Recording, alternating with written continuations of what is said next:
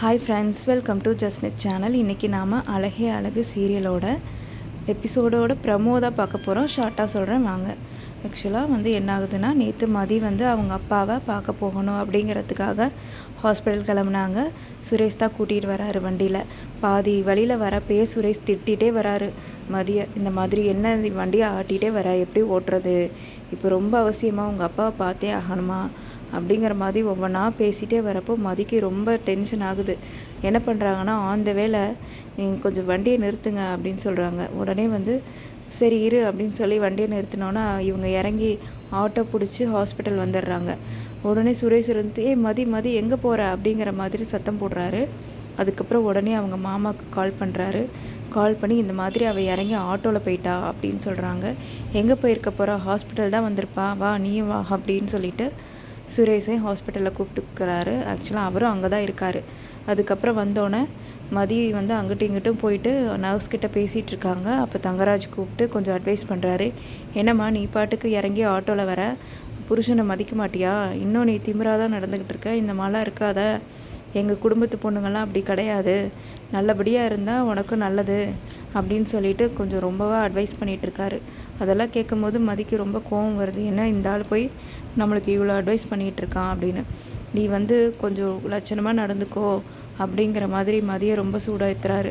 உடனே மதி என்ன பண்ணுறாங்கன்னா, போயா அப்படின்னு சொல்லிட்டு போகிறாங்க. உடனே சுரேஷ்க்கு கோவம் வருது. இன்னொன்று என்னது, நம்ம மாமாவே இவ திட்டுறா, இவனும் ரொம்ப திமிரு பிடிச்சவளாக இருப்பா போல் அப்படிங்கிற மாதிரி ரியாக்ட் பண்ணிவிட்டு அங்கிட்டு இங்கிட்டு நடந்துகிட்ருக்காரு.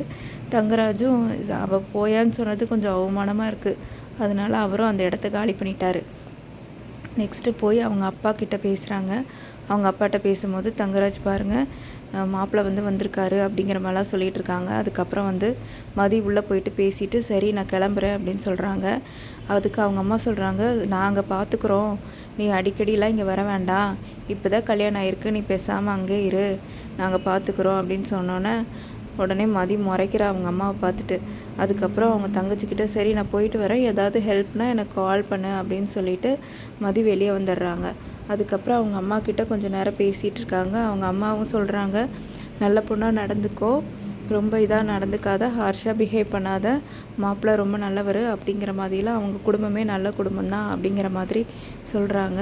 உடனே மதி இருந்துட்டு நீ என்னை கல்யாணம் பண்ணி வச்சது என்ன சரிங்கிற மாதிரியே பேசுகிற பற்றியா அப்படின்னு சொல்லி அவங்களும் டென்ஷன் ஆகுறாங்க. ஏன்னா இது மதிக்கும் பிடிக்காத கல்யாணம் இல்லையா, கம்பல் பண்ணி தான் கல்யாணம் பண்ணி வச்சாங்க. அதனால் மதிக்கு அவங்க அம்மா மேலே ரொம்ப கோபம்.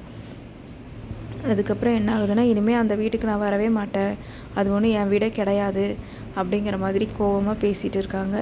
சரி நான் கிளம்புறேன் அப்படின்னு சொல்லிட்டு அவங்க அம்மா கிட்ட ரொம்ப கோவமாக பேசிட்டு கிளம்ப போகிறாங்க.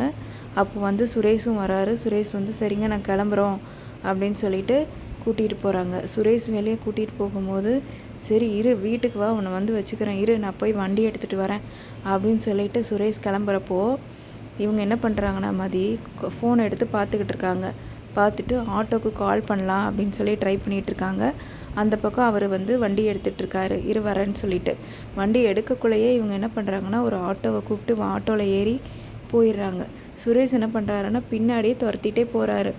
என்னடா இவ இப்படி இருக்கா, ரொம்ப திமிராக நடந்துக்கிறா அப்படின்னு சொல்லிட்டு திங்க் பண்ணிகிட்டே போயிட்டே இருக்கார் பின்னாடியே.